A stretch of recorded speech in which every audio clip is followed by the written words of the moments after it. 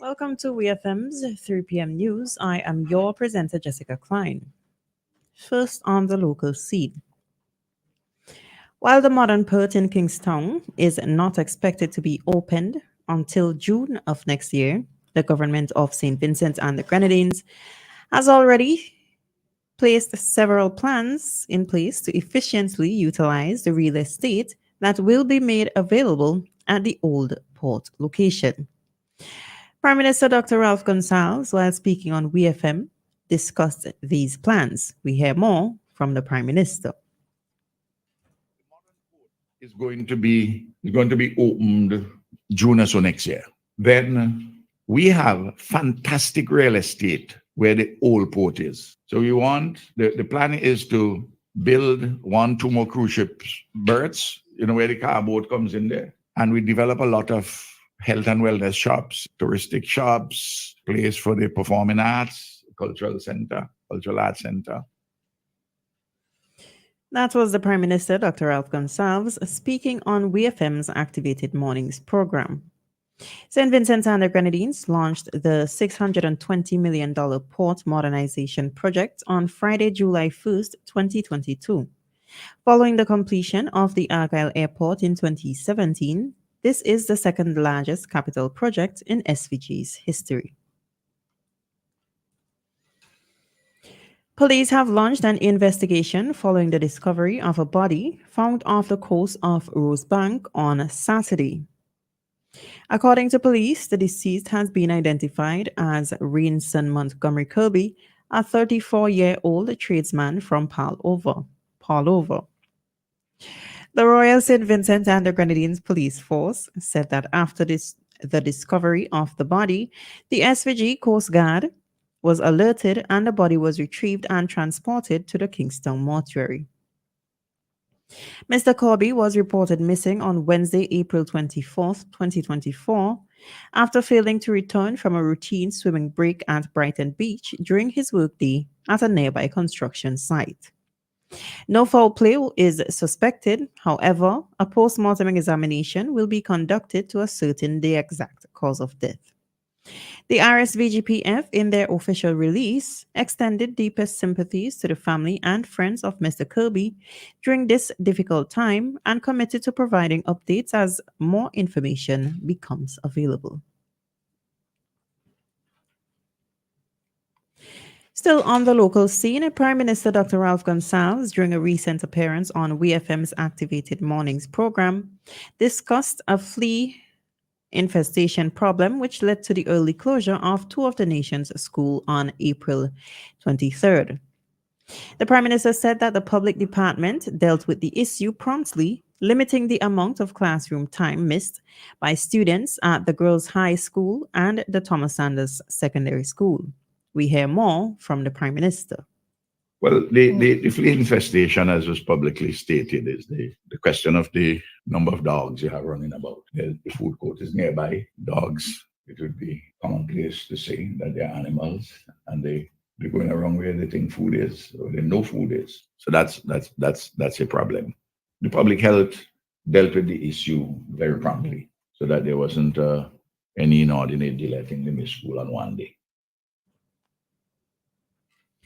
That was the Prime Minister, Dr. Ralph Gonsalves, speaking on WEFM's Activated Mornings program. The problem, which has occurred before, is reportedly caused by stray dogs that frequent the Annisville area. The Prime Minister said that St. Vincent and the Grenadines has an issue with dogs in general, where persons become owners of dogs, but due to the lack of proper care for these animals, they venture out to various areas in search of food, leading to issues such as those at the Annisville tarmac. On the regional scene, Caribbean Airlines (CAL) has advised passengers traveling out from Guyana to allow for additional travel time to the airport due to roadworks happening over the next 8 days. CAL says roadworks are being conducted on the east bank of the Marara Public Road from Good Success to Temeri by the Ministry of Public Works, which may cause traffic disruptions. The work was scheduled to begin on April 29th and will last for 8 consecutive days. CAL has reminded customers that check-in for all Caribbean airline flights begins 3 hours prior to scheduled departure times and closes 1 hour before departure time. The airline added that passengers may also utilize CAL's online web check-in facility, which is available between 24 and 3 hours prior to the flight departure. Meanwhile, Guyana's Ministry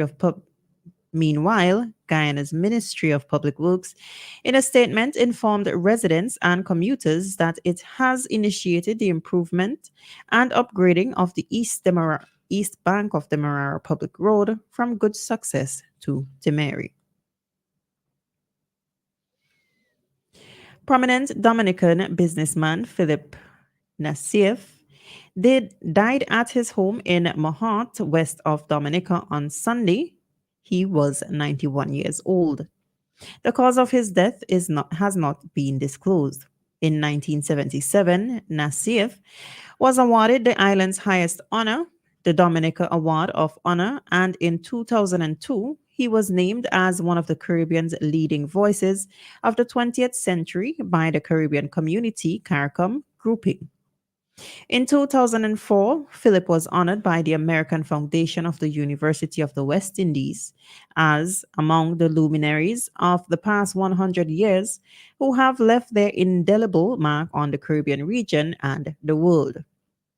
Nassif, one of 9 children of Elias Nassif, an immigrant Lebanese businessman, and his wife, Marie Raphael, will be best remembered for establishing the Dominica Coconut Products Limited DCP, producing the regionally popular BESS, Bomber, and Refresh brands.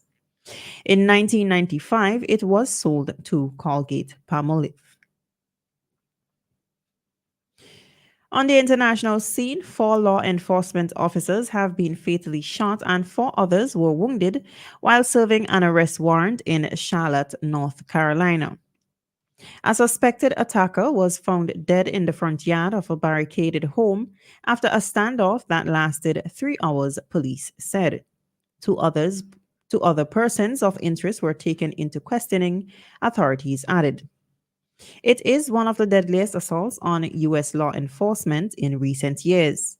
The officers were part of a U.S. Marshals Service led task force. The warrant they were attempting to serve on Monday was against a felon wanted for illegally possessing a firearm. Gunfire erupted on the suburban street as they tried to do so. The officers returned fire at an assailant in the front of the yard. Then more shots were fired at them from inside the home, Charlotte Mecklenburg Police Chief Johnny Jennings told a news conference. A high-powered rifle was found inside the property, he added. He said it was the worst attack on police officers he could recall in his 30 years of being on the force.